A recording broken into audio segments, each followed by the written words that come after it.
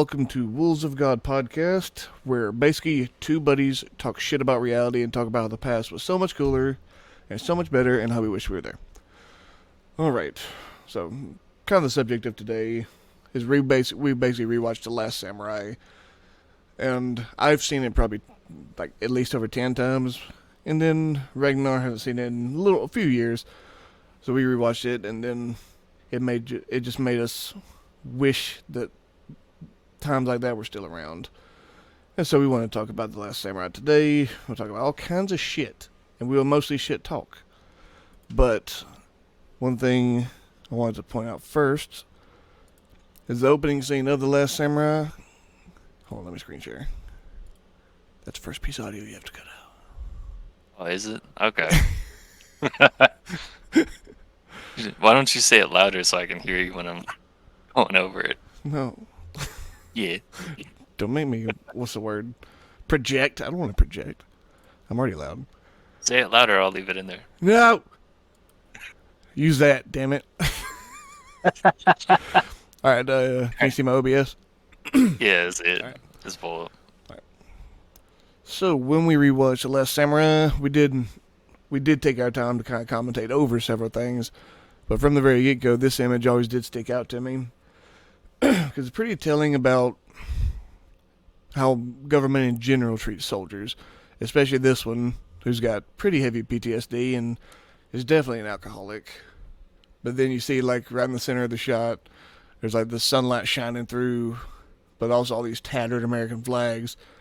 All the while he's in this back room, pretty miserable. But in the front room, it's all commercial opportunities, making money off of him. But he's also kind of giving into it also, helping them make money kind of off a tragedy. Because basically the general public that he does a little presentation for is just a bunch of useful or useless idiots. I always notice that, especially like the fat kid with the lollipop. For Tom Cruise's character literally says, it's like, you ever seen what this would do to a man, son? He said, let's blow a hole in your daddy 6 inches wide. His wife was like, oh my god. I loved it. But yeah, when we rewatched it, one thing that's great about the movie is I've heard this in film analysis of it, is that way too many movies had the whole idea of the white savior, and literally he's just the main character is like Jesus Christ. He's perfect in every way, kind of like Rey in Star Wars. Yes, I went there, and I will go there many more times. But in this case, you didn't have the white savior. You actually had the main character who just happened to be white, but actually got saved by the beauty of another culture. And that's kind of the appeal of the entire movie. And then there's the whole idea of good traditional values being pushed out by modern industrialism. At least Japan kind of learned from it, whereas America kind of just went full into it. Because now I think, you remember on like Call of Duty Modern Warfare, whenever you died, it would have like the quotes by presidents and armies and generals and shit. I remember that one of the Javelin missiles cost like something ridiculous, like 30 million, was it? You remember those? I thought Battlefield did the quotes. What was it, one? They might have done it first. I know Modern Warfare had it. Yeah. Hey man, to me, don't talk to the audience. Good point. Yep. Yeah. What does a Javelin missile cost? So your opinion of the movie, what was your takeaway from the movie? And then I'll tell you mine. Man.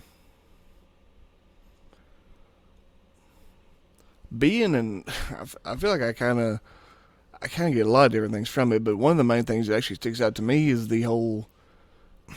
It's almost like like an addict got healed over the source of the movie. Because I myself am an addict, not necessarily of the heavy drugs or alcohol, but definitely of nicotine at the very least. What could you say? It's like the alcohol? Because it's kind of like the mind, because he uses the alcohol so his mind stops thinking or like playing those horrible events over and over again, right? Yeah, it's like when he at one of the scenes in there when he puts on like his captain's jacket, he immediately starts getting like visual flashbacks of that massacre he took part in. But it's Can you like when imagine like putting on like clothes, like a jacket or just like a tie, and just remembering like it had that much of effect on you that just yeah putting on like some type of clothing made you think this. yeah like So I think I get like a fraction of that, but in a good way. Like I like wearing hoodies because it reminds me of the gym and like how it avoids people talking to me. But that's just like a slight positive effect. I can't isn't that like imagine the point of like music? Why is it a hoodie? literally because I don't like it keeps me from getting distracted and looking at other people, but also wearing a hoodie makes you less approachable. Fair enough. Like even like one a great conversation me and Zach had, dude, was that like I was in the gym one day and out of nowhere, dude, this woman on the treadmill, like she flat like waved at me, getting my attention. And when I like went to ask her basically in a nice way, what did she want? She literally was just asking me why I wear a hoodie. And immediately I was like, the irony of this bitch, because I wear hoodies to avoid conversations like the one we're having right now, because you had to go out of your way to bring me into your reality when I don't want to be there, and you don't need to be in mine either. I don't watch here. But Well, do you think she was interested in you? no, no. This is like an older woman, like mid 40s.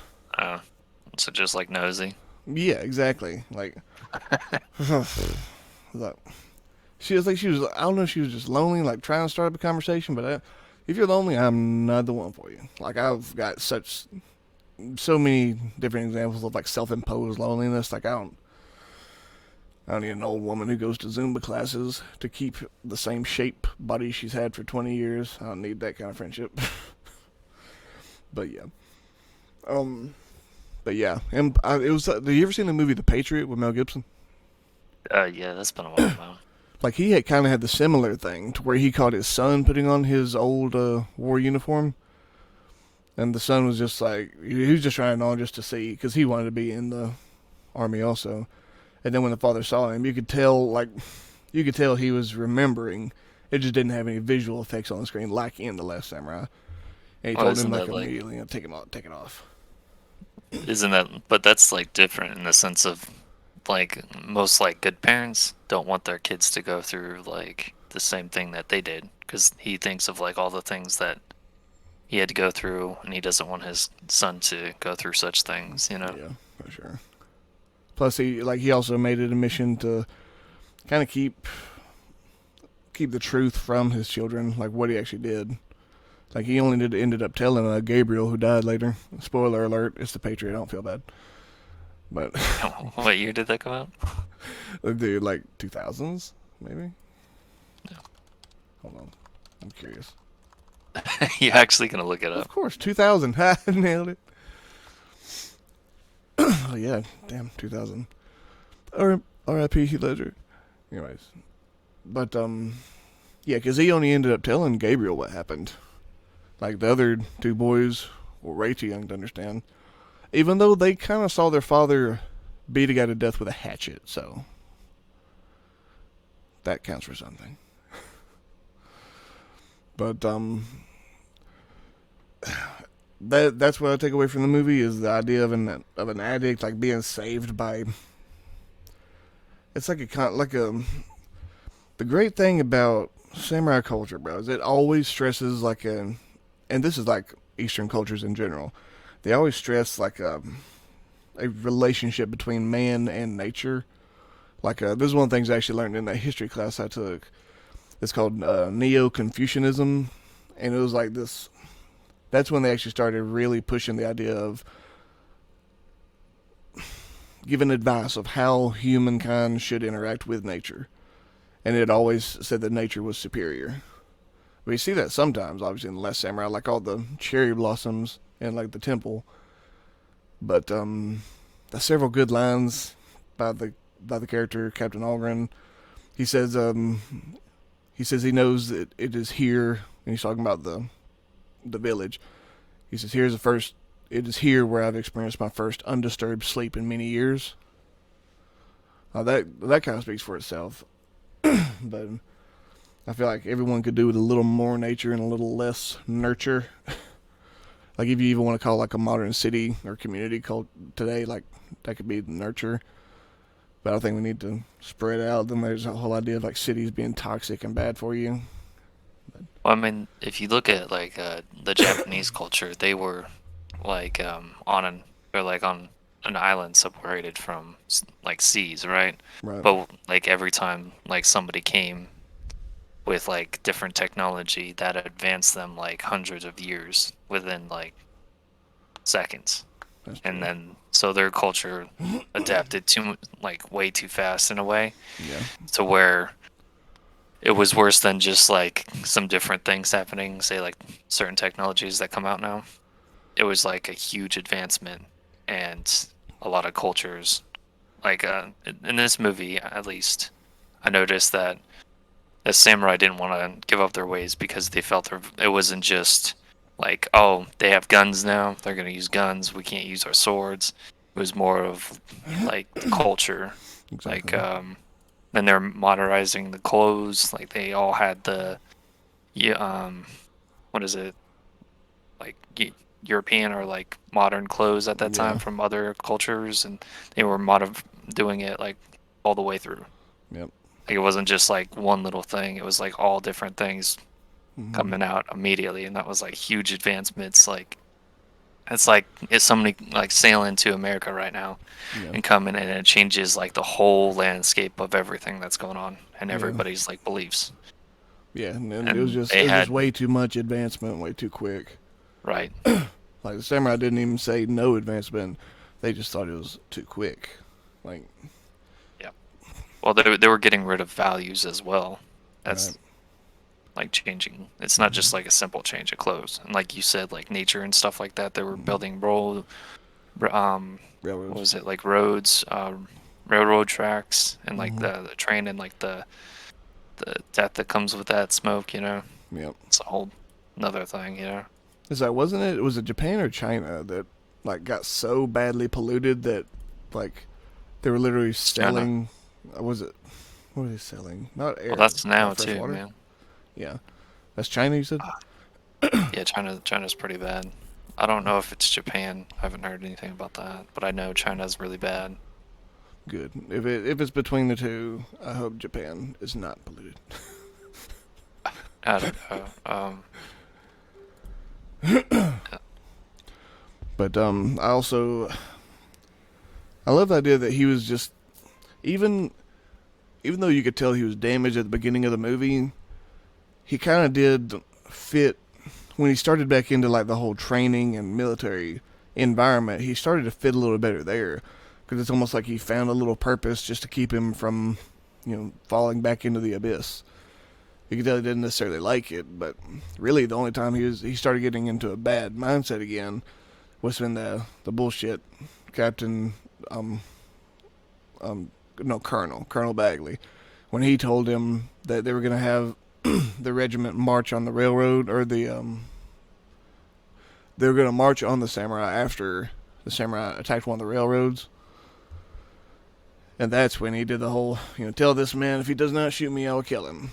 Like that, because he felt like he was just gonna fall back into like that abyss again, which he Yeah, kind of but he did. knew he was gonna lead down all those men towards death. Yeah, Like all those guys were gonna die that he has spent time training and getting right. to know. That was kind of a helpless position because that's like he But literally like just you can't said, say like no. when he started getting better is because I think it was, or in my opinion, is that he when you have routine, Hmm. it's very important to keep some type of routine, and since he's used to that, he feels more comfortable. Yeah, for sure. It was like even at the end of that first battle or skirmish, like when he knew he was gonna lose, it was like we knew at that point like his character had pretty much no objections to dying. So like even if you ask the question like why didn't he just let them kill him, like he's still a soldier at the end of the day. Like he still has that fighting spirit. It's just the fact that the first time or when he was younger and had that fighting spirit in its quote unquote prime, like they literally had him take part in a massacre. I remember one thing when we watched the movie that we pointed out, like when after Algren like basically lost the fight, and the samurai were surrounding him, about to do the final little death blow on him. Like, these guys, some of the most badass warriors that time has ever produced. You know, like literally could just behead people because they had such good technique and power in their swings. Like about ready just to slice this guy up, and And then what was it, like one 4 or word, 5 guys yeah, just like like surrounded him and just are about to ready to attack? go, like almost full sword swing, and then one word from their commander Katsumoto, and they just stop like that. That always amazed me, because and you also pointed out that they recognize his voice. Like, Well, that makes sense, right? Like anybody could say like stop during a fight, but like it has to be something that yeah, they are used to hearing, right? right, But to have that level, like their discipline was just like so amazing in that sense. right, I think that's what you're trying to say, right? yeah. And plus, then there's that. There's kind of that whole conversation we could have of like, you know, the reason that Katsumoto spared him is because he had that vision of like the white tiger kind of clinging to life. And Yeah, then, because he was fighting off all these guys, yeah, he had already been stabbed and twice. and he like, what was it? He got like stabbed in the leg, right? And he's on like one knee Yeah, and going around all the guys around him trying to fight him and keep him at bay with a spear. And yeah, on the flag of the spear was a picture of a lion, and he was showing that spirit. yeah. Right. It's amazing. And then just based on that one, you know, kind of connection to a vision he had, he saw something. He saw something deeper in this guy, like something they could learn. He didn't. Even in the movie, Katsumoto says, you know, there must be a reason why he's here. It is beyond my understanding. You know, like they're they had so much alike as far as like the warrior spirit. It's just at that point, he kind of had to go through hell and go through all the withdrawals from his addiction to come out on the other side. Yeah. And Well, I plus, mean, like to keep some like an enemy alive like that, especially after and like become close with them after mm-hmm, they have killed your brother-in-law. right, That's, I mean, maybe you hated that's his sad. brother-in-law, but I doubt it. Yeah, he probably at the very least respected him as a warrior. Right. And because he So, doesn't say anything negative about him the whole time, he just says that when Katsumoto and Taka do discuss him, he said that Hirotaro tried to kill the American. It was karma. And that's pretty much really all this discussed of him, other than when he apologizes to Taka for killing him. Like, but it doesn't say anything negative about him. Just that he was doing his duty.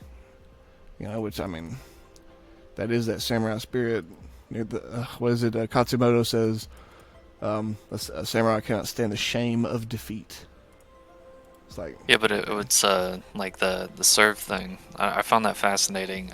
When the samurais weren't known as like warriors at first, they were known as like servants, right, yeah, and it wasn't until like years later that they.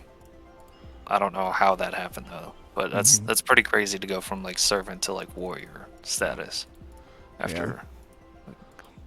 It's also like a kind of a double-edged sword there, because even though they were this warrior elite, there was also a period of time, especially in feudal Japan, where they were kind of just like, I don't know what you would call them, like henchmen to the. I guess I'm trying to think, like, is there an equivalent? It's like you know how like in French society, I think they were called like the bourgeoisie, like the rich people, like because it Oh well, I know they had warlords, which are called what is it, daimyon? I daimyo, might be yes, butchering the yeah, name. you know What is it. it? Oh, cool. But yeah, they were basically like kind of the foot soldiers of the daimyo. So there was like this. The samurai were also like this secondary warrior class that were below the daimyo. So they were in servitude, like you mentioned, but then they were also above. Like they developed like an elitist attitude towards the peasants, aka not samurai. Like, because for one thing that, even though there's a lot we could criticize America for, one thing that we have gotten right is the middle class. Because not just in Eastern cultures, but in almost every other culture, as far as like economics goes, there was never a middle class. There was always, you were rich or you were poor. You know? No, I think they had middle class, but it wasn't as like dominant as you're saying, like as America is. Well, yeah, like But there's never like an official name for it. Like that's why like there was always that argument of like the haves versus have-nots. Yeah, that's because really like so many economies were not set up just to set up like a middle ground. It was literally like you had a certain title or reputation based on a lot of silly shit like just your family. Like a lot of times in several different cultures, if you weren't royalty or wealthy, you kind of just didn't have a chance.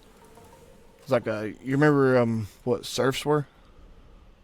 Serfs were like farmers who like got behind in debt, and so the government would take on their debt, but the serfs still had to be workers on their own land. yeah, but like when Nobu, what is it, Nobunaga? I think I Mm-hmm. said his name right. Yep. Came into power. When he enlisted the poor, usually those weren't like samurai, and he enlisted them and gave them a chance to have higher status. And he was like Yep. one of the first to kind of do that Mm-hmm. that I know of. I remember, if I recall correctly, I might be wrong, but I think he was kind of like Genghis Khan in that he was accepting of a lot of different ideas, like Nobunaga. Even though I think I he don't know. had, Well, he didn't like the Buddha way at all. So at the time, like the temples and stuff, like the monks and stuff, they were like warriors and they had like armies and stuff. They were pretty intense. And right, Nobunaga didn't really care for Buddha. He didn't care for like the religion or anything, even though it was pretty dominant in Japan at the time. mm-hmm. And when he came into power, they were starting to take some of his enemies and they sheltered his enemies and he made him mad. So he went up there and attacked the temple, like the most famous like temple there was there at the time, like Yeah, on top of the mountain. pretty And that was badass a move, disadvantage because that's an army of his enemies plus all those monks right? that were like an army by themselves. So he went up there and attacked with his full force and then gave him a chance to surrender, but they didn't. So he burned the whole thing to the ground. And then there was another um, other monks around all of Japan. I think they were called the Ikki or the what is it, IKKA something. Iku, yeah, I Yeah, vaguely remember what you're talking about. Yeah, I want to say it's Ikki, but they had like armies as well, and they were becoming a threat to him. So he was like slaughtering like all of them. right. So I couldn't say he was like a accepting of all. I think he was like okay with them, but since they had a stance against him, and then after he burned down like the main temple, I think it caused a lot of issues there. I always think of him as a badass historical figure. Like I know, of course, like I've read a couple things about what you mentioned about him, but also, do you remember his scene in Neo in the game when you fought him? No, I don't. I'd have Dude, to. I'm gonna remind you only because it's relevant to what we're talking about, but also I'm gonna tie in like that other guy that I mentioned that was in Neo. Like I can tie that in too, because Nobunaga when you encounter him, like you remember the dude that like could control the emerita crystals and like make creatures and shit and like reanimate bodies, kind of.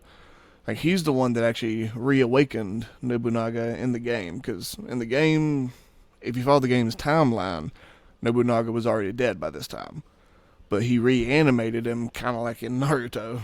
And dude, and Nobunaga did fight you because he was a badass motherfucker. He's willing to fight you, no problem. But then at the very end, like you actually lose that fight. If you watch the cutscene right after, like when you get his health bar down to zero, like he parries you and stops his death blow to your character, and then just stops. And then he says something along the lines of, "Do you think I'm so easily controlled?" And then has a couple lines where he's basically like, This is the I'm first one, right?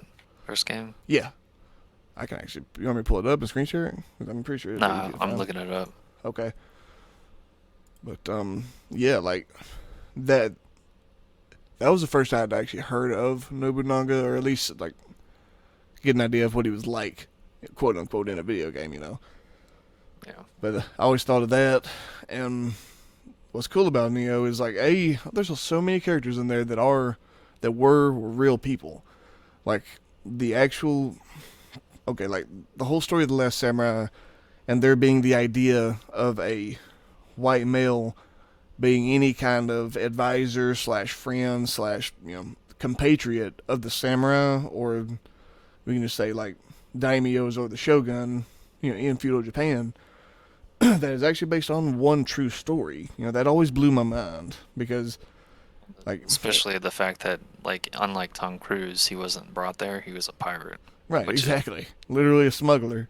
Like, yeah. it's like the equivalent of like Han Solo joining like going to a planet of like warrior monks.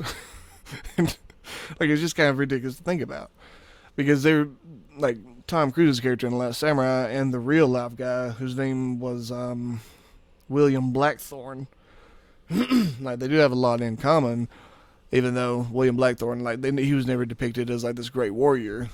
Like the Japanese daimyos kind of just used him for his knowledge of trade, and then he just kind of worked his way up. But the guy that he was an advisor to, the main one that he kind of settled with, let me pull his name.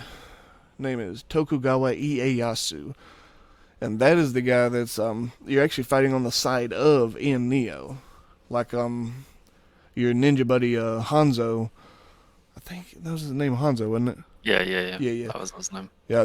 The guy that Hanzo takes his orders from is in the game is that historical figure, Tokugawa Ieyasu. Like, it's so cool, like because I don't even know if I'm sure the game developers did that kind of on purpose, but I love that idea too. Like they mix in actual historical events and facts with a game where you're literally slaying Japanese demons.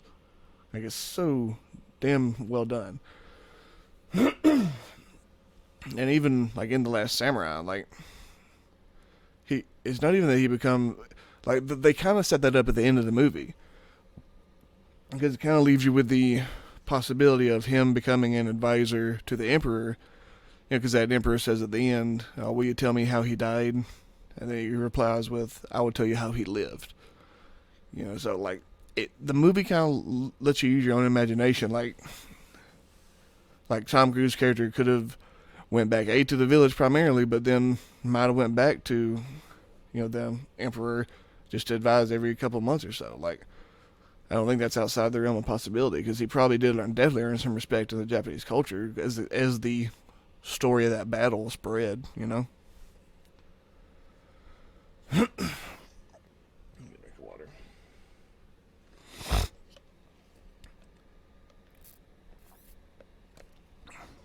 Plus, dude, you could really count The Last Samurai almost as like I don't know if mental health awareness is the right term, but it brings some awareness to addiction.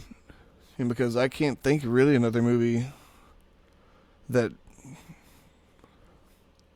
showed withdrawals as intensely. Black Snake Mountain. I've never actually seen that. That's the one Samuel Jackson, right? Yeah, that's crazy. Yeah. It's, Withdrawals that's not something I'll terrifying. watch again, but yeah, Yeah. I'd say that one off the top of my head. Even though like I've been through withdrawals myself, they were always on like a not nearly as an intense scale. Like I don't think Tom Cruise thing was just like withdrawal from alcohol. I feel like it was more of uh, horrors that plagued his mind caused him into alcohol. yeah, You and know, it's like almost like him getting injured and because he had recovering. night terrors like constantly. Right. Yeah.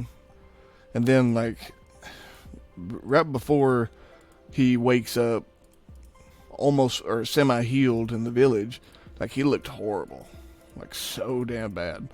But then when he wakes up, he actually looks like like a brand new person, kind of.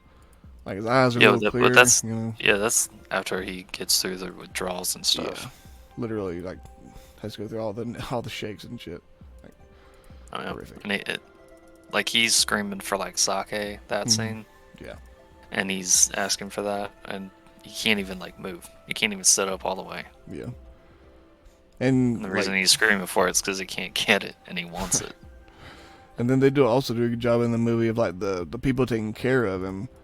There's almost that's when they had like a sense of pity kind of on their faces because at first when he mentions it to him, was it Nobutada, Kasimoto's son? they have like a exchange of glances. Him and Taka, the lady caring for him, and he like nods his head. It's like, yeah, let's give him the sake. And then like, Well, he laughs because he's like, "Oh yeah, he yeah, he finally thinks said it's a something I joke. Yeah, understand." yeah, but Sake, then he's I like, get that. oh, you want the hard liquor? Okay.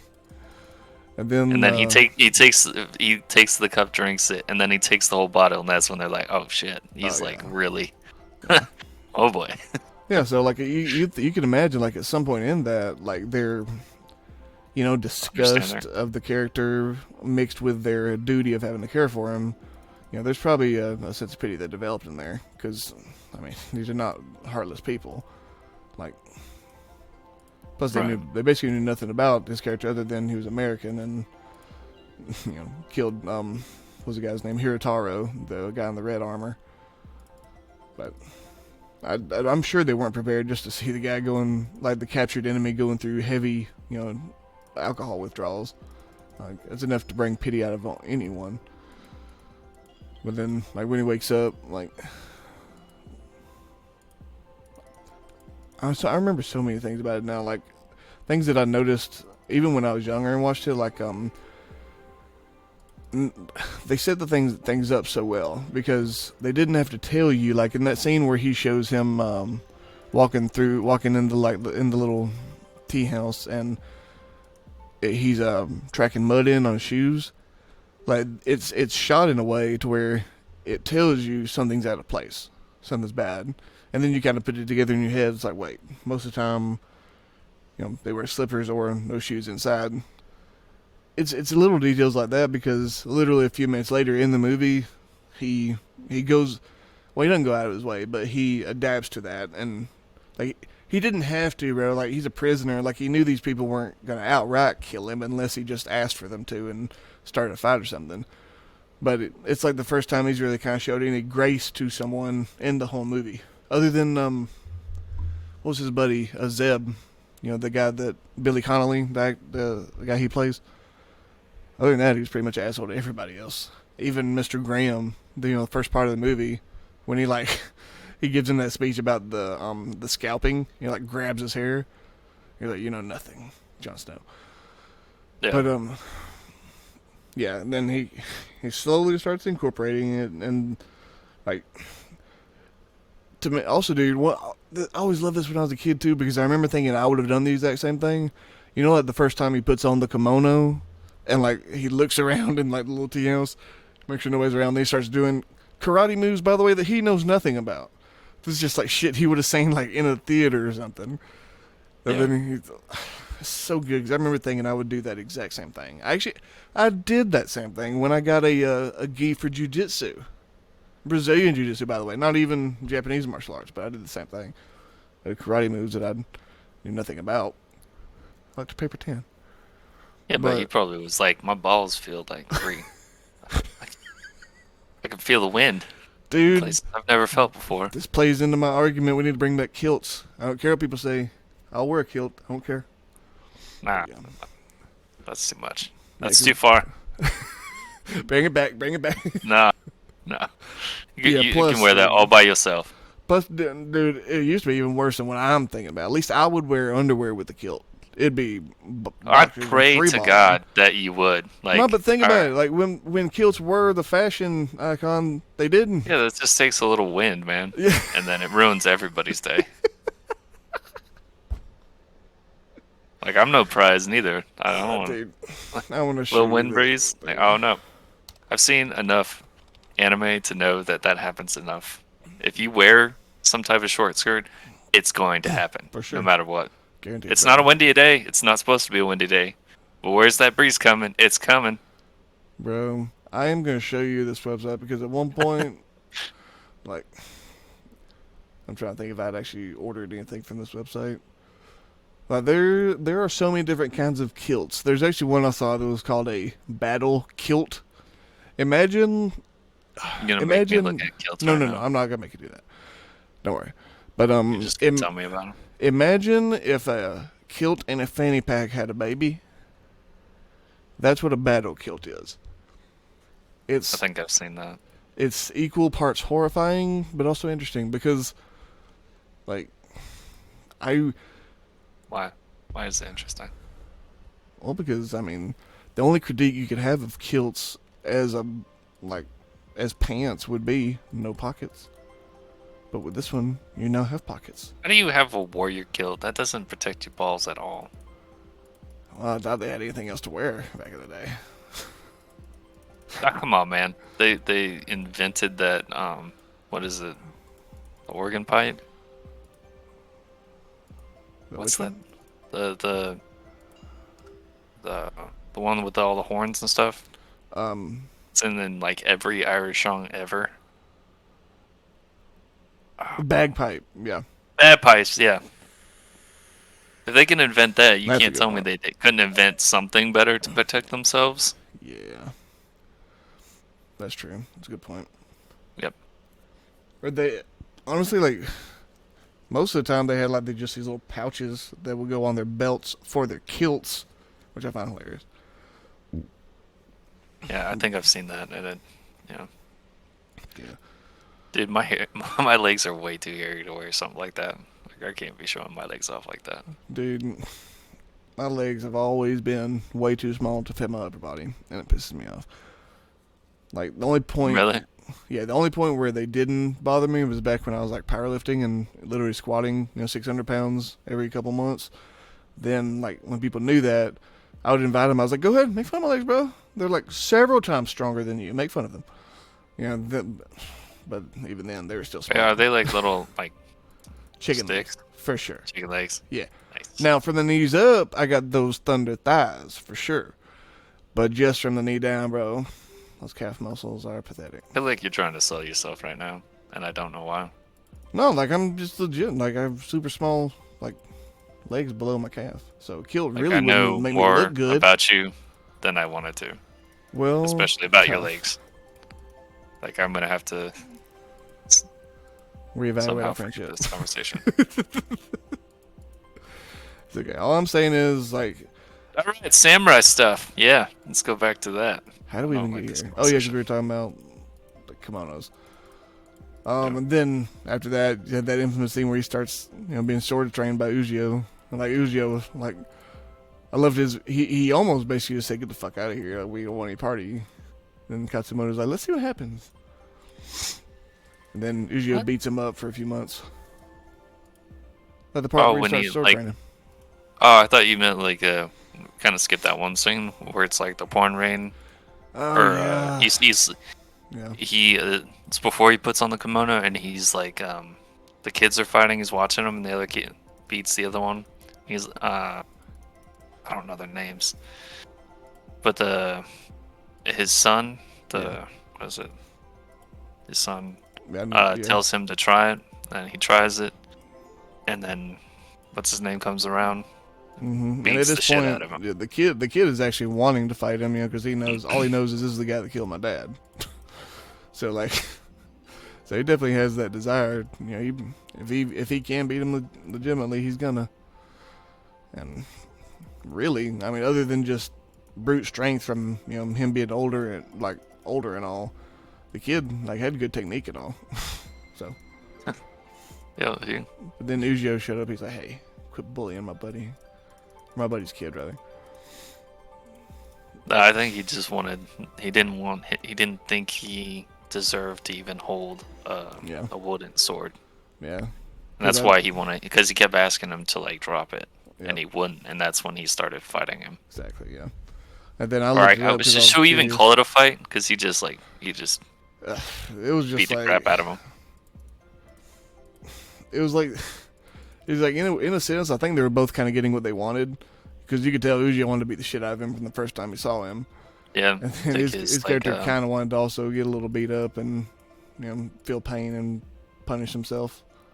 yeah, you were thinking it was the warrior mentality that was making him get up, which probably Yeah. is because he was fighting even though he wanted to die earlier. Yeah, But then he kept getting up even though he's getting beat. yeah. I I was think thinking it's a combination of the two, but after Yeah. hearing that, I just kind of believe it's more on your point. Like that makes more sense. like he wanted to be punished. Yeah, for sure. All the 'Cause- things he's done. Yeah, because he's still now he just had the guilt. He didn't have the drink to, put down those feelings of guilt. So it's like he had to feel something, some other way. And he's around like a constant reminder, like the sons and his wife Yep. and his brother-in-law of the guy he killed. So he's Mm-hmm. constantly around that as well. Yeah. Plus like all his past mistakes. Yep. And then what else was I gonna say? I randomly looked it up because I was curious. Like those Bakken, like the practice swords, they were actually heavier than the swords they would have used in battle. Like some of them would go up as high as like 3.5, 4 pounds, but just the average one was like between 1.5 pounds and 2.5 pounds. And I immediately thought of like a 2.5 pound weight in the gym. Like you can warm up with one and all, but imagine like you can't swing it effortlessly with lethal intent. You know, like it's like the Yeah, could whole. you imagine getting like hit in the face with one of those? Oh, I don't wanna. I don't wanna. Ooh. Because I feel like in the movie, Tom Cruise is like bleeding from his face, like his Yeah. nose. But I think it would have like broke his nose. For sure. Getting Especially hit with the like that. Ugio doing it, bro. Like Ugio's Oh yeah, like he was one of the not like badass. Yeah. he's not like, oh, I'm just gonna tap you because you don't know what you're doing. He's like, I'm gonna hit No. you like a warrior. Yeah, it Deal was, with it. and that was at pure anger. At least later, when Oh he actually yeah, starts, legitimately training, Ugio slows it down a little bit. yeah, which was interesting. Yeah, But that it's might have probably been when you started because to respect him a little well, bit. well, that's when you were talking about how he already got his anger out, Yeah, or he that's got true. his frustration, and like, it's like you're just bullying him at that point. What's the point? You're just hitting a dead horse. Right. What's the saying? Yeah, being a dead horse. Yep. Yeah.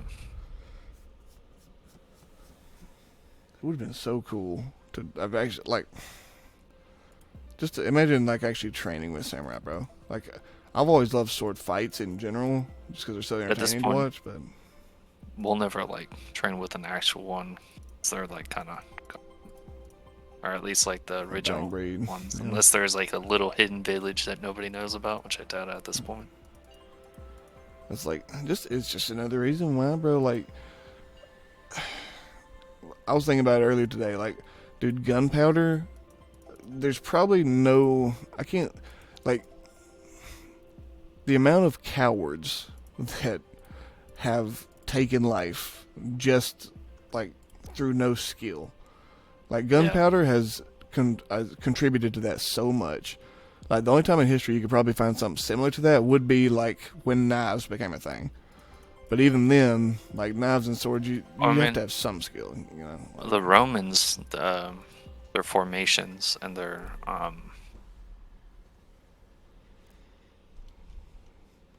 yeah, their formations, like they're with them all standing next to each other with the shields, Mm-hmm.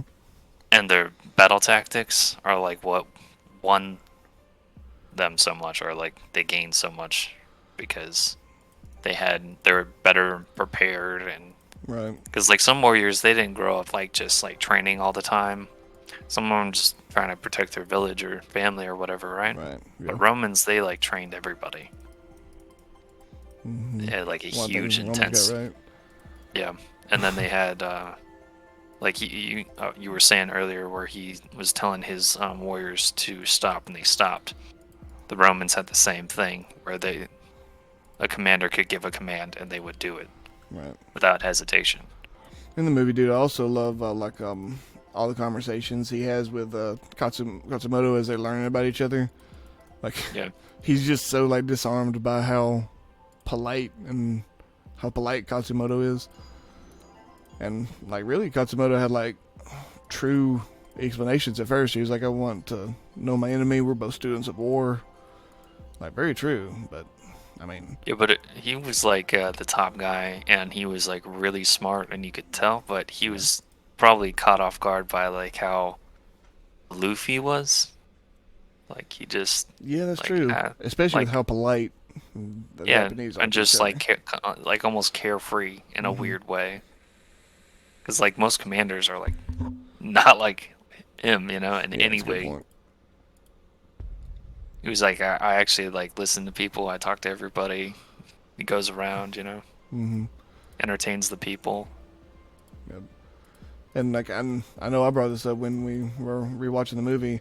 I was like, it's so interesting to see like like to see Katsumoto's like unbiased opinion of like just some objective facts that the captain told him about, like Custer, like like American history basically will paint Custer as like one of the big military fools. You know, like he was a good commander, but also like he's going to be remembered for that failure for almost all of recorded history. And then, but when he explains it to Katsumoto, once he hears the number of, all he hears is small force versus like large numbers. And so he assumes that that's honor instead of arrogance, or not honor, bravery. Yeah, he assumes bravery instead of arrogance, and then like it's one of the few points where like Katsumoto's just objectively wrong. And the cat, like Tom Cruise's character, is right, and he explains to him like, no, he was arrogant and foolhardy, and he got a lot of innocent people killed, trying to literally like save his own legend. And then the Katsumoto's like still trying to hold on to it. He's like, I believe this is a good death. He's like, maybe you can have one just like it someday. And sure enough, he does, but it's more like the 300 at Thermopylae, like the Last Stand.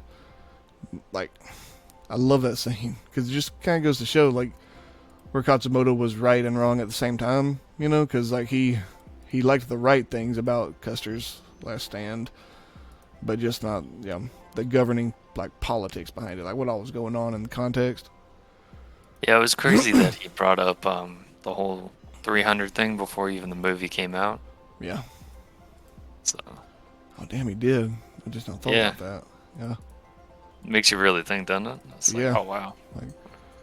Because most of us don't really know anything until somebody tells us. Like, think of all the information that you know. How much of it have you actually learned by yourself without somebody telling you, or you reading something that somebody else wrote? Right. Dude, so much of it has been from movies. And like every now and then it'll be like something where I'd like go further into it and find out something different, but yeah, I get your point. Like, I'm so glad I got a chance to learn about places like Thermopylae. This is kind of a tangent, but just like imagine, like, dude, like in Assassin's Creed Odyssey, you got to go to that place. Yes, it's just you're an avatar in a video game, but like you got to go to a place that physically is somewhat resembling, the Hot Gates. Like even if you go there right now, it's not like that because most of it's ruins or it's different or changed by some victor or something. That's what you're saying, right? Yeah, dude. And it's like when I don't know. I think I told you this, but I'm like right. And it's like I think I told you this. Like I blew my dad's mind using a video game fact because we were talking about Notre Dame, and I like at first we were just talking about like vacations, like places in the world we want to see. And I brought up Notre Dame, and then I explained to him that he knew a little bit about the Assassin's Creed games, only that I pretty much played them. That's all he knew, but. I told him that they were actually using blueprints in the video game to rebuild Notre Dame, and like my dad, like he had like a control out delete like reboot moment almost, like he just couldn't wrap his head around it, like because he thought it was so cool. To his credit, like he wasn't insulting or anything, but like that's if you really kind of unpack that, dude, it's really insane that they're rebuilding a literal wonder of the world using video game blueprints. They were initially taken from reality, but still. I did show him the cutscene from Assassin's Creed 3, like where it showed him like on the battlefield killing all the redcoats.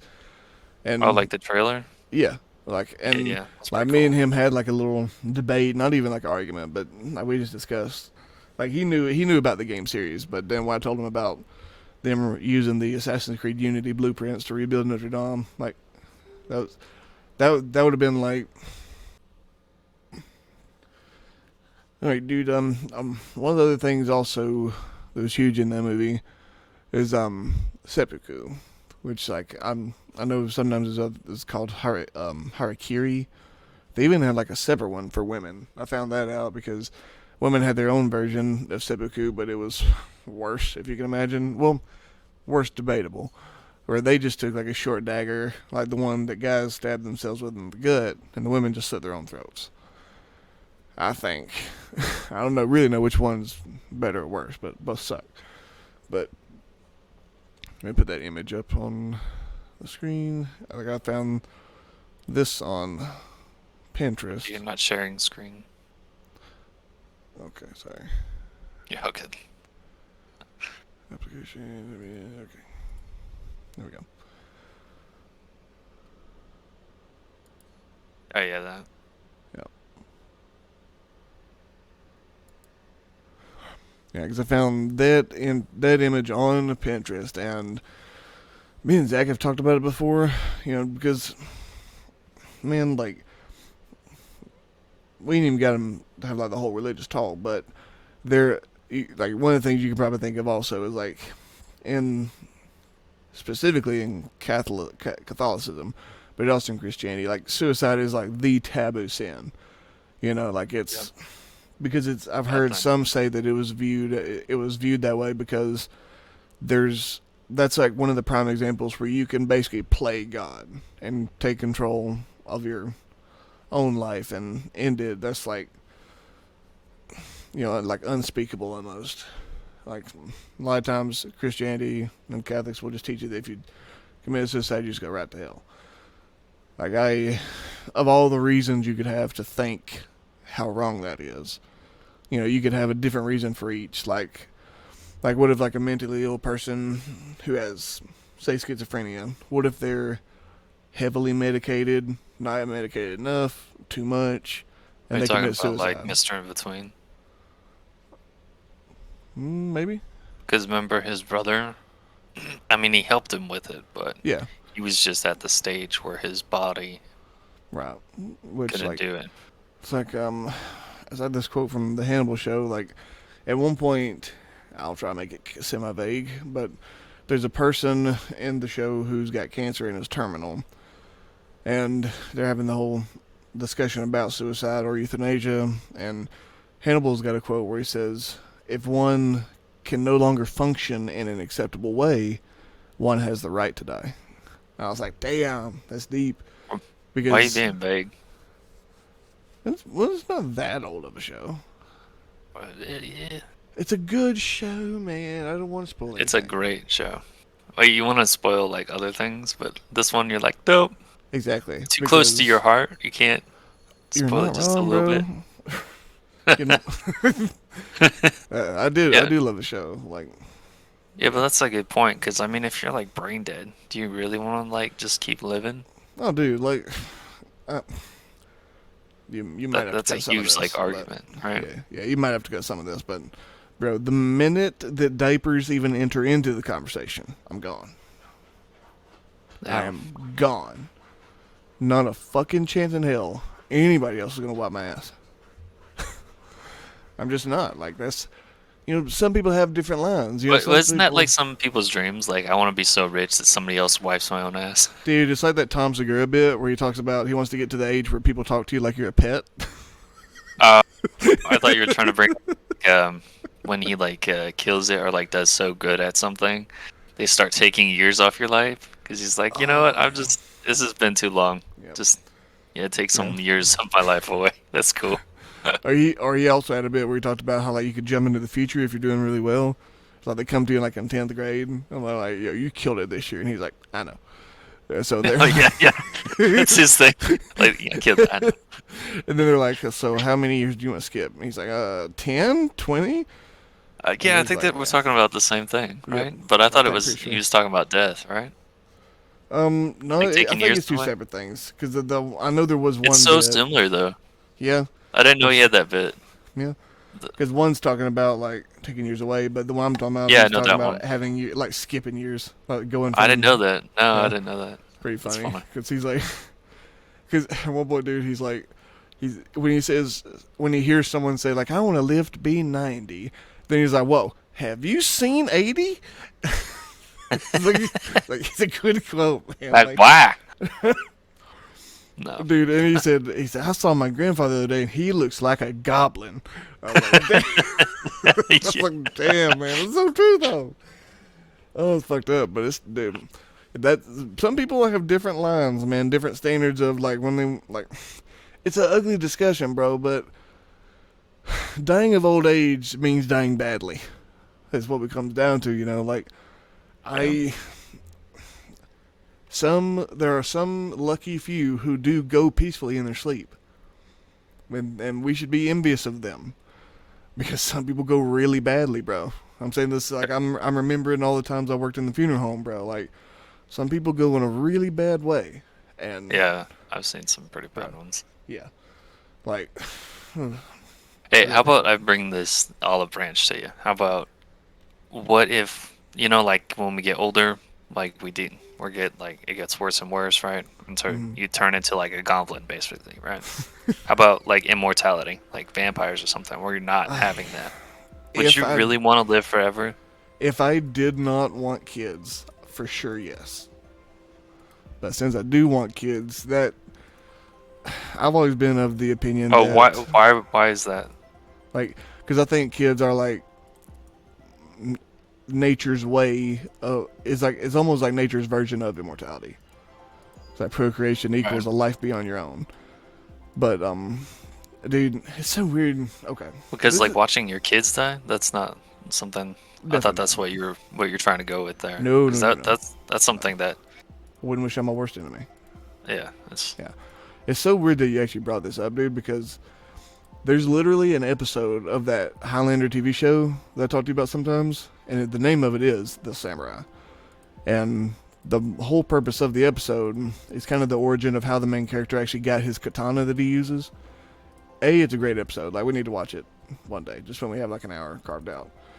But, like, that's actually one of the central points of that particular episode is the Highlander, the main character, is immortal, and the only reason he relives these memories is because the descendant of the guy that gave him the katana comes to him for help, like,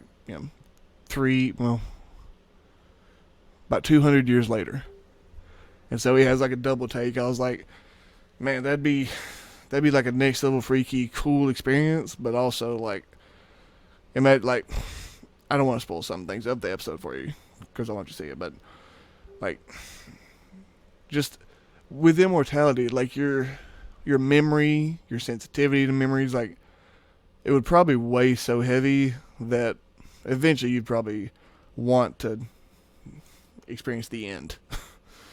It's like doesn't Queen have a song that's like "Who Wants to Live Forever"? I don't know. But I don't know Queen like that though. that's every time I think of immortality, I think of that show, The Highlander, because that is kind of one of the central themes of it. Is how does he kind of live?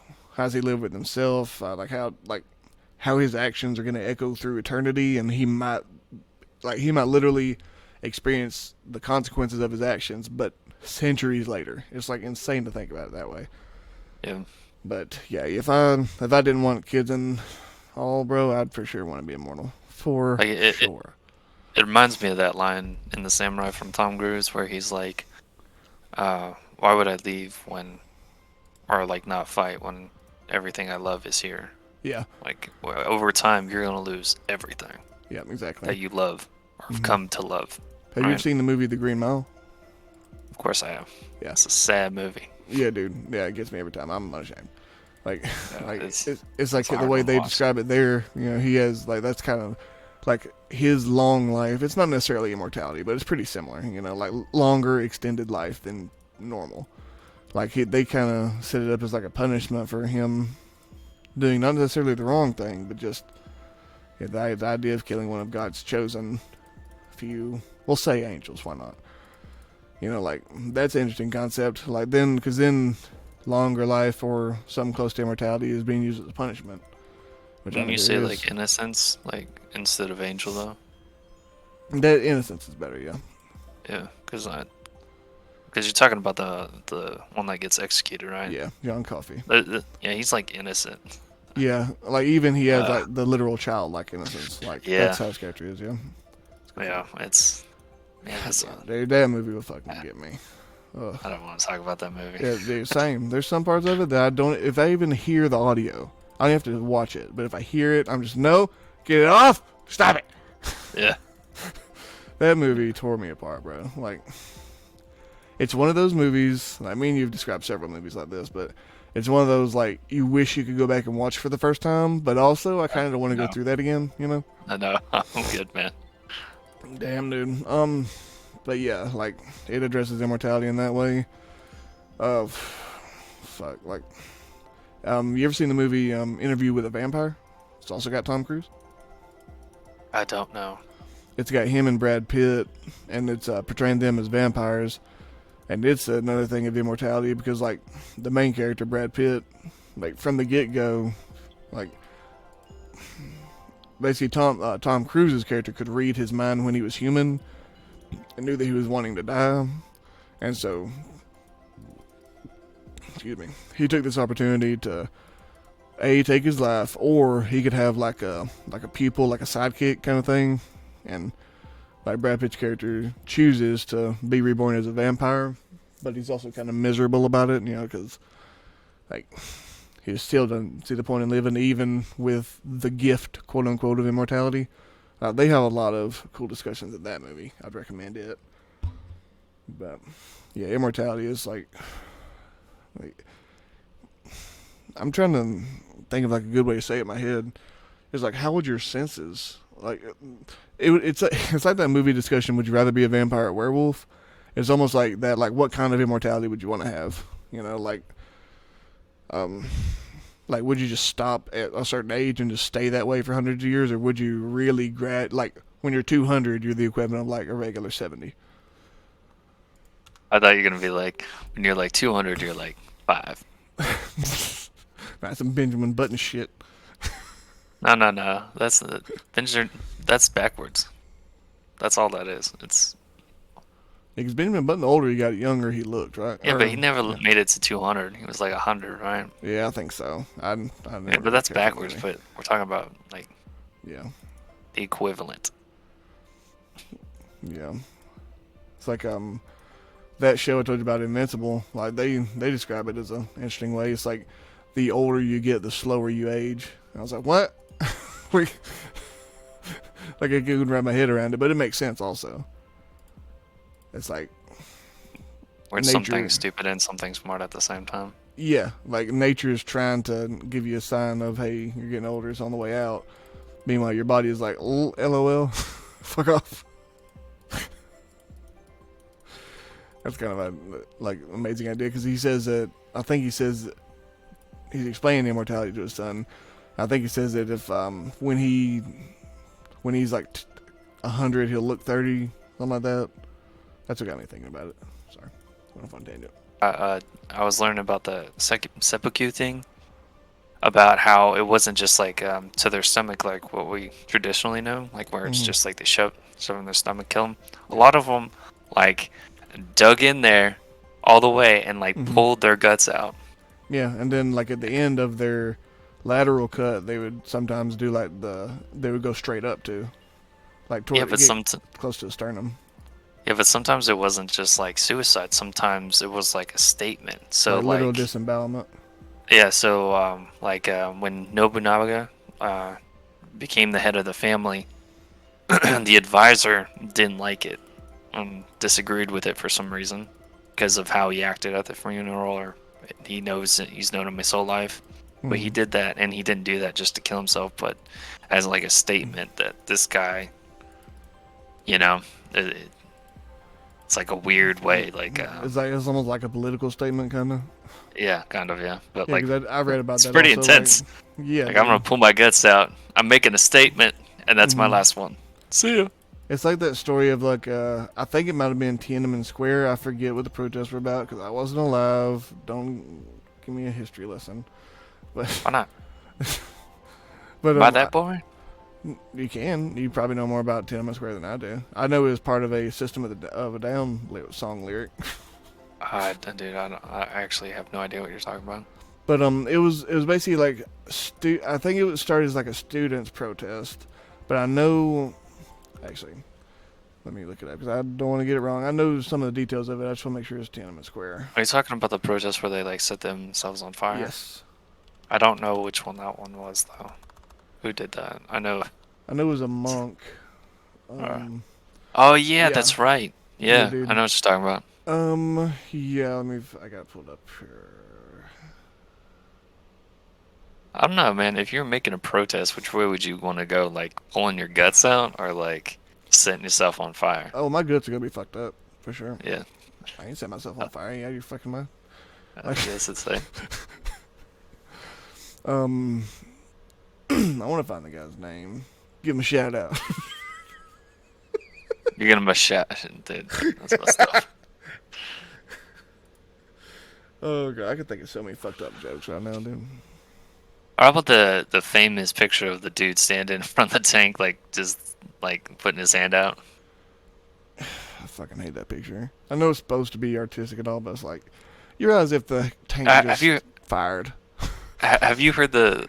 I can't remember the name of the song right now, but he's like, if you stand in front of the tank's gonna win. God, it's so true, Yeah, dude. Like, yeah, yeah. so good. Like it doesn't even have to fire, man. It just keeps going.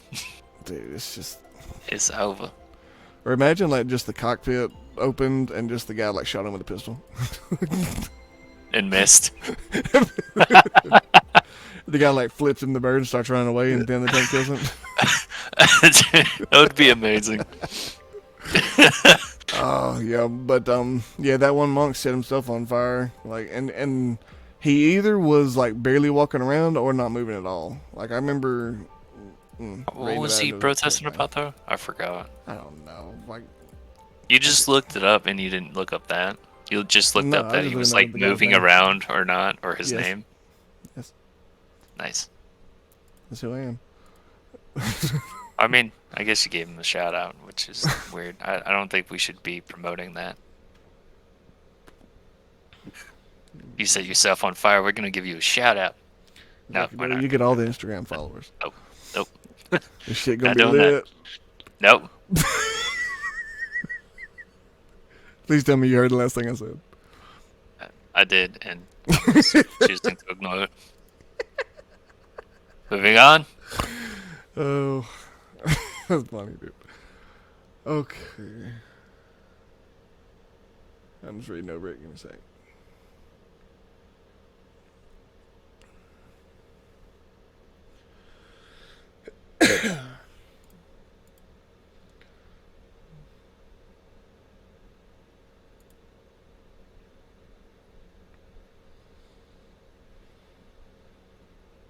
Oh, can we talk about the battle now?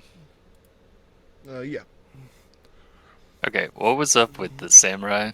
In the last samurai, they're fighting against like cannons, and what was those like machine gun things called? What was the name of that? I know the upgraded cannons were the howitzers. Yeah, I think no, I may have it wrong. I think the howitzers were the machine guns. Like, yeah, that's what I'm talking about. I Yeah. couldn't remember the name, but they're machine guns, basically, like the Uh, first installment. And then they had muskets, right? right. That's what they had. And these guys are samurais with bows, arrows, armor, spears, right? But if you notice, the enemy didn't have any armor. No armor. That's true. That made them faster, but if they're on horseback, how fast are they? Right. What? You're talking about like the samurai or the No. The Japanese. samurai, they had armor, horses, right? Right. The enemy had like cannons, machine guns, but the machine guns were like the cannons. You couldn't really move them, right? Right. They're in that one spot, and then they're useless. And they can't like turn, like if you turn them around, you're gonna how's that gonna happen? Is that gonna happen quickly? No. Definitely not. Not They're in not one time. direction, like the cannons. Right. And plus, there's like And then, super heavy to move, so probably taking a long time. Yeah. Yeah, so there's muskets, which takes a long time to reload, even though they're doing what is it, the volley? Or one shoots, then the other one reloads, the other one shoots. Mm-hmm. Yeah. You Yeah. can only do that for so long. Right. Especially with muskets. Yeah. I just didn't like the tactics they use. I mean, they weren't like I did not like smart. the. It's just they could have won is what bugged me. I think because they had, it seems like no advantage, but they had so many advantages that they could have used as their strengths. but they didn't. Sorry, you're talking about like, the samurai had the advantages or the Yeah, Japanese? yeah, they had advantages. They had advantage of armor. They had advantage of the enemy could only they could shoot one shot and then they had to reload. And then the cannons and the what was it the Hosh what was it? Howitzers. Yeah, the machine guns. Mm-hmm. Those can't move. Right. They're in one spot and they can only shoot in like a certain amount of range, or like the cannons, they, as you noticed, they had to like change the like height of it to shoot in different things. So that's like Right. basically if you get around those, they're done. You're done. It's over. And they're like, oh, we're gonna like pretend to attack, then we're gonna fall back, then we're gonna sneak attack on the enemy that comes forward, which is Right. not a bad idea. Right. Especially like when they had But like the fireballs and like trapping them in. but they could That's have like had those horses take out those cannons, because there's no way that they had forces in the back where those trees were yeah. that could have. There's no way they could have turned those cannons around fast enough. Right. And then the soldiers, they were, because they were up on a hill with the cannons and the machine guns, and the soldiers were on the ground. So if the enemy was coming behind them, the soldiers would have to climb up all the way off the mountain and get up the mountain to get to them. Right. Or like, you could also think about it this way: is like what took away from it is like because of the context and plot of the movie, it did make sense for it to be like that one, lone battlefield, last stand kind of thing. Yeah. But also, if you think realistically, bro, like the samurai could have dragged that out over weeks, months, and they really could have made it like a battle of that attrition. one single battle, I think they could have won, and that's why I it makes agree. me mad. Because like if they just use more tactics than like simple tactics. Yeah. Like, or what if they have like just say 100 other soldiers? They're just flank around behind them, bro. Yeah, because they had guys on horseback, and they could have Exactly. took out the cannons, and those cannons would have been useless Mm-hmm. after that. Or the Right? machine guns, like Yeah, the machine guns and the cannons were in the same spot, so they could have easily took those things out. that's a good point. Because you can't circle those things are heavy as fuck. Even if you got a bunch of people like turning those things in a 360, or I mean a 180-degree angle, Right. it would take forever, and the horses would be there by then, coming out of the trees or something. I don't know. No, you're right. It And just it's something that just like from us like thinking strategically, like it just bugs me because I don't know. It's hard to explain. no, you're right, dude. Maybe it's because I wanted them to win and they could have done it. That bugs me. I'm with you. I was curious, so I was about like apparently the howitzer has like they've continued like remaking it kind of or upgrading it, like a M198 howitzer, like modern cannon today, like our army uses, weighs 15,760 pounds. That's the upgraded version. Yeah. So I'm sure that the one in the movie at least had to be a couple hundred, at least. Yeah, because nobody was carrying it. It was like Right. a cannon size, yeah. and it was on the same thing as cannon. So I don't think that was easy to turn. Is my point. But Tom Cruise had to know something about him, which gave them the advantage of knowing that they could take out the cannons by That's this. true. But then that final battle wouldn't have been as quote unquote entertaining. Or as like, I guess impactful might be the word. Yeah, because the whole point is they lose. Because I mean, over time they would have lost anyways once they got upgrades and stuff like that and figured out different. But if you took out what was it? His name starts with an O. The guy with the mustache. Omura. Yeah, because he was there and they would have beat him. Yep. Then like, he was the main enemy of them because they were still loyal to the emperor. Right. Yeah, good point. I was like, it always bothered me that Omura never died. Like, I know there could be the argument made of like his shame. Yeah, but he lost his everything. Yeah. His family lost everything, and I that's still want him to lose huge. his life though. Yeah. Well, he probably like killed himself with seppuku later. Let's in hope shame. But if you know what's crazy is like if the emperor just like wasn't a boy No. or could have like thoughts for himself, and this is a thing that plagues like all history, is that could have been avoided because those were both his subjects. Just the other one wanted to get rid of the other one. The Yeah. other one was just trying to like have the emperor was the one that was just like, I want you to be the emperor. Like you have to make these decisions yourself. And he made no decision. He let the guy do it until the end. But that's after all those samurai died. Exactly. And there's All another those circle. guys were loyal to him. Like they would have killed themselves for him if he asked them. Yep. And he let all of them die because he couldn't make a decision. He let the other guy decide. And dude, this is like another circle of life moment. It's like, imagine you remember the king or the emperor in the Akame anime? He was a fucking kid. And you had that annoying priest that was like the string puller, the equivalent. Ugh, Hated that vaguely, I vaguely remember that. You remember if you saw him, like, horrible. But that's kind of like Rome with Egypt, you know. Yeah, true.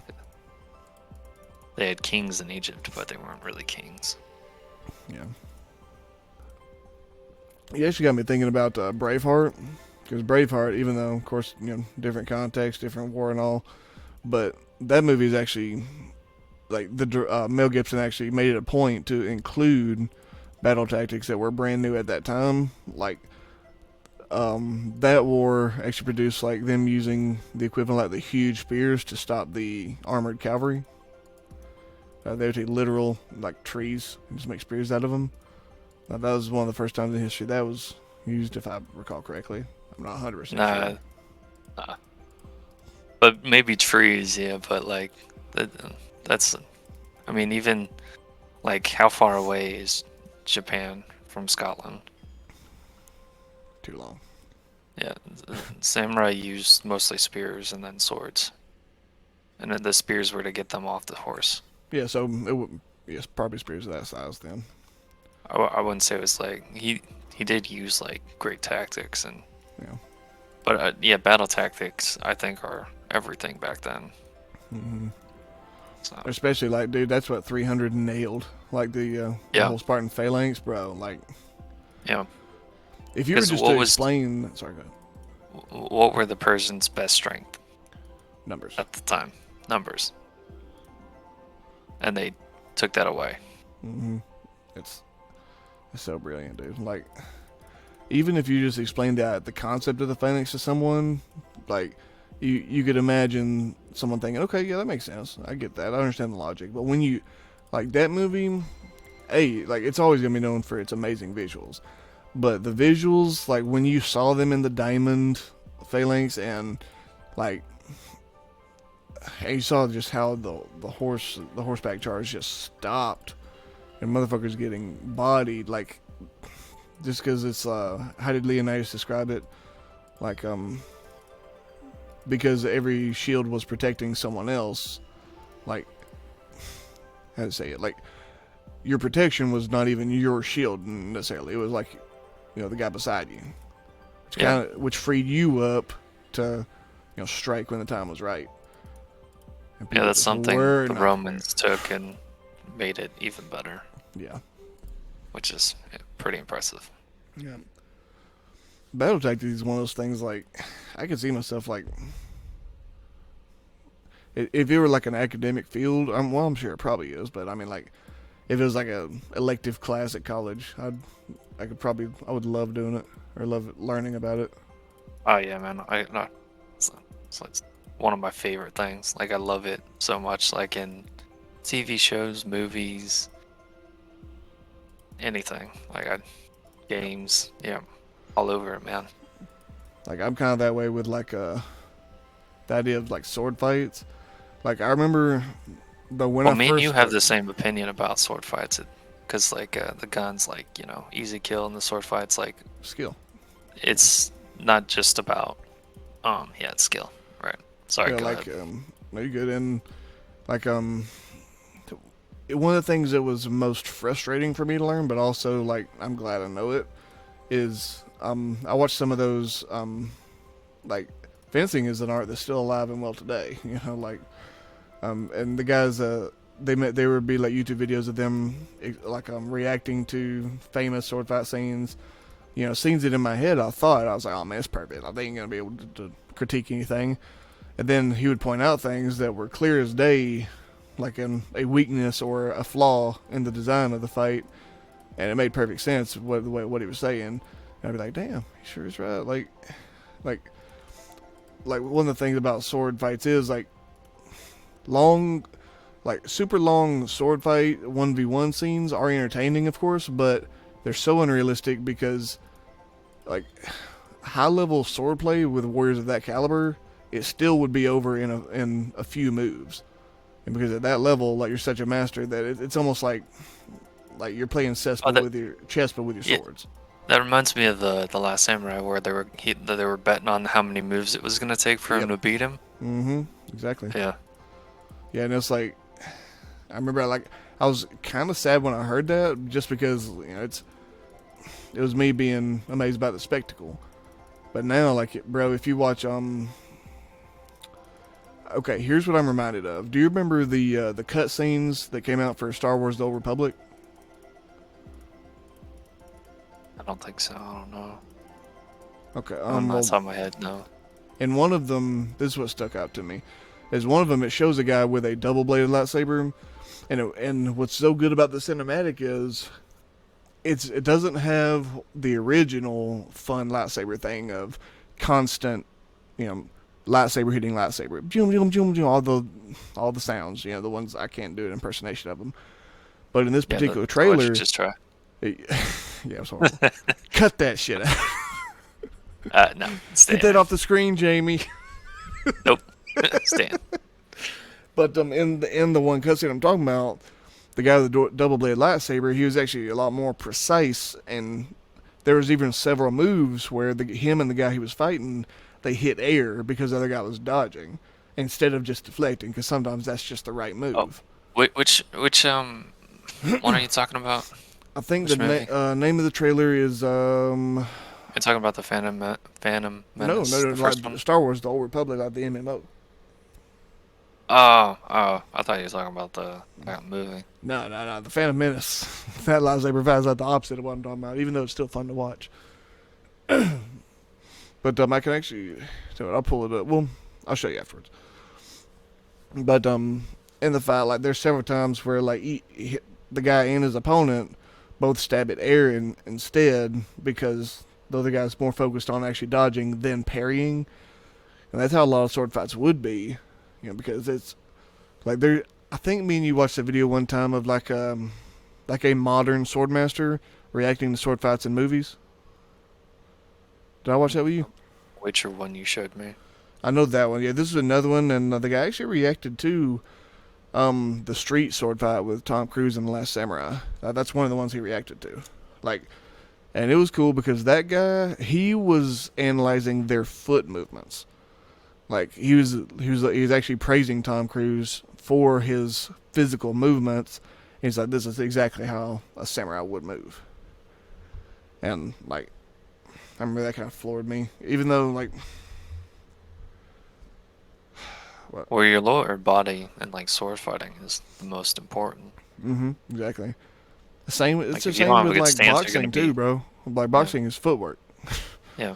Like it's kind of an amazing thing to learn, but also it kind of takes away from the spectacle. That's Well, if why you lose your balance, like we've done. Yeah, that's why I like mean, it's not just that. Yeah.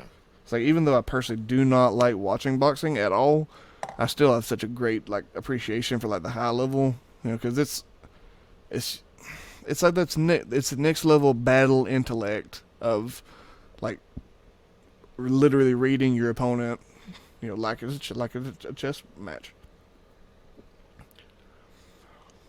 But yeah, Last Samurai, even though there's the sword fight scenes in there are still amazing, like especially the one like where Algren and Katsumoto are fighting together, both on the battlefield and in the house when the ninjas attack. Yeah. Like they're both such good scenes. Like even when Katsumoto got like that cut on his eyebrow, like it looked. I remember like like splatter of blood from that. It looks kind of like just so real, like because it's quick. It's not like a big super special effecty type scene. It's not over Right. dramatic. Yeah.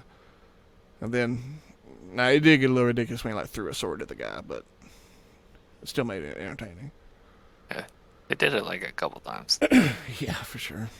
But then, like, bro, at the end of that village fight scene where I Uzio feel was like that's basically like, impossible to do, though. Do you?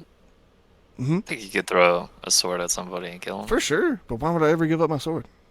Exactly. But Like, that's why they had two swords. You know that. yeah, that's true. Yeah. Got a short sword. Exactly. Like, yeah, I'm just gonna throw this one. Because usually they'd just pull the short sword in closer combat.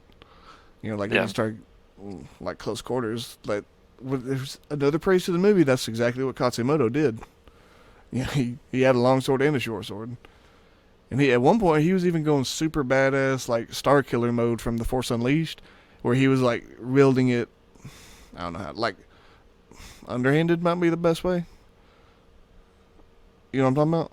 Where like the blade is like going down like from your hand to your elbow. Oh yeah. Yeah. I'm sure there's a term for that, but yeah. Last time Using it the wrong way. I don't yeah, know. the quote. Yeah, exactly. But yeah, The If you- quote of a great man. I mean, you're right though. But hey, at that level, is there even a wrong way? Okay. Alright, yeah. I hear myself. If you like, it works for you. Do That's you, true. man? Mm-hmm. But yeah, dude. Last Samurai. It's one of those movies, dude. Like, I like that temple I mentioned that's in there. Like, it blew my mind when I found out that they actually filmed there. But let me pull up the name of it. And I'm not even gonna try to say it. Temple. I'm not even gonna try to pronounce it, but it's amazing because it's still a place you can visit now, dude. Like, and you can like a lot of the movie I learned was filmed in New Zealand, same place as Lord of the Rings, which makes sense because of how beautiful some of the scenery was. Yeah, But- New Zealand's like, gorgeous. New Zealand, like, it's one of those places, dude. I wish, like, I wish I was just in a village, like a small village, just lived there. Well, you Maybe can buy those hobbit houses. You know that? yeah, that's true, but I don't even want to know how much they are. So much money. Yeah, like it's one of those things that makes you consider like if I wanted to get money in a not moral way,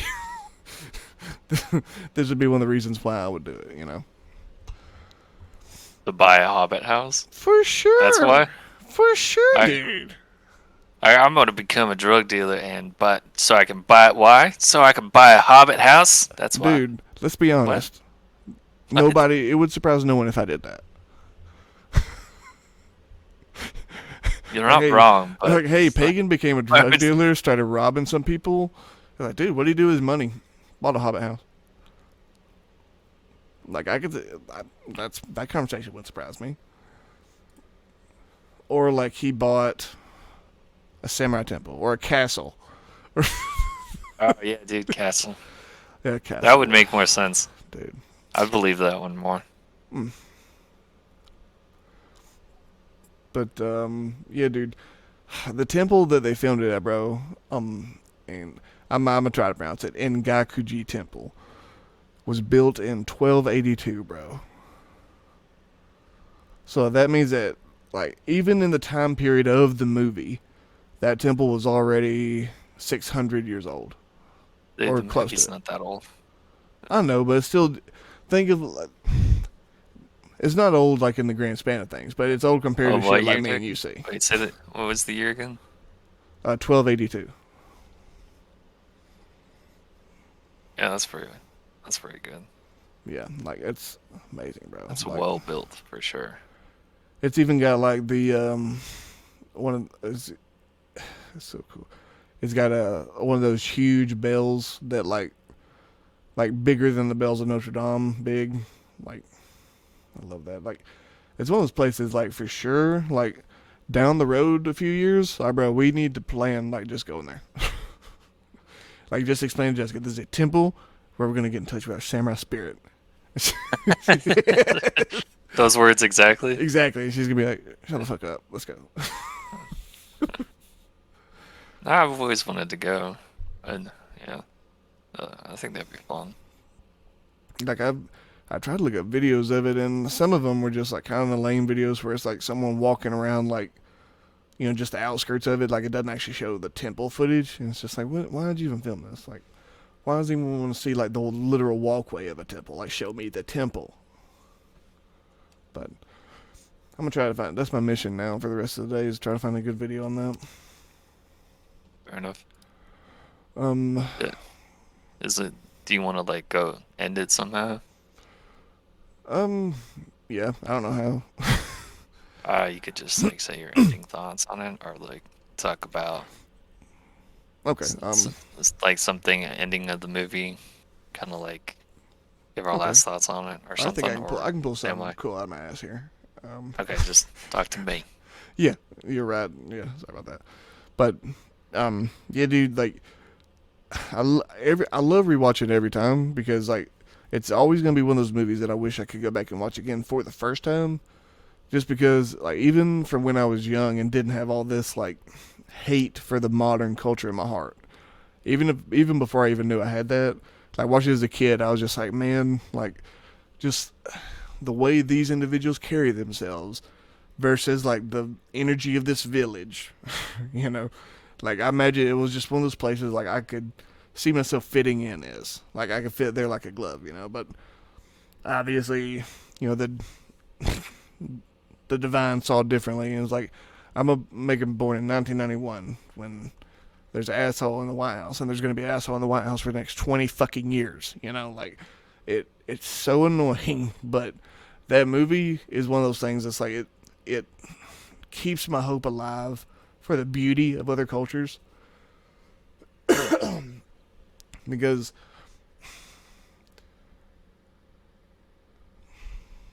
I'm trying to think of how to say it.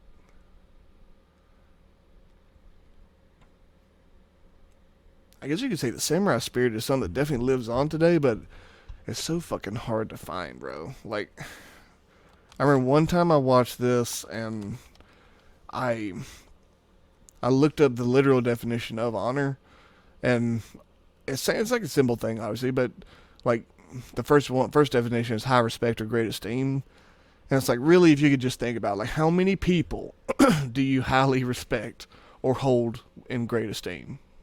Like I don't have many, bro. Some of them are not even alive today. Some of them are like historical figures. They're just like Confucius or even Gandhi sometimes. But like I remember I put that on there. I put that. That's one actually the only memorable ones I put on Facebook because it's like someone commented and said that they were shocked that was the definition, and I was like, how? Like, what'd you think it was? I didn't say that, obviously. I just kind of shrugged it off. But, like, I love movies like that still keep that honorable spirit alive. Like, that, Gladiator, 300. And they're all so different, too, Like, Gladiator could be as much of a tragedy as anything. But you can also find some similarities in all these different movies, too.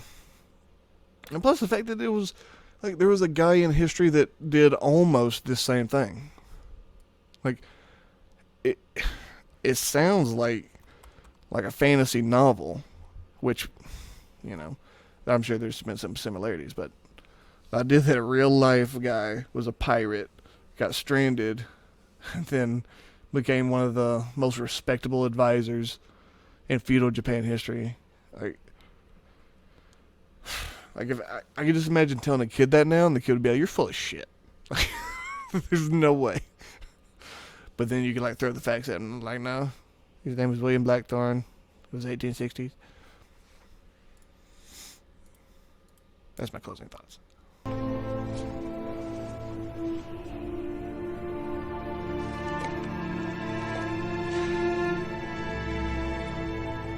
Tell me how he died.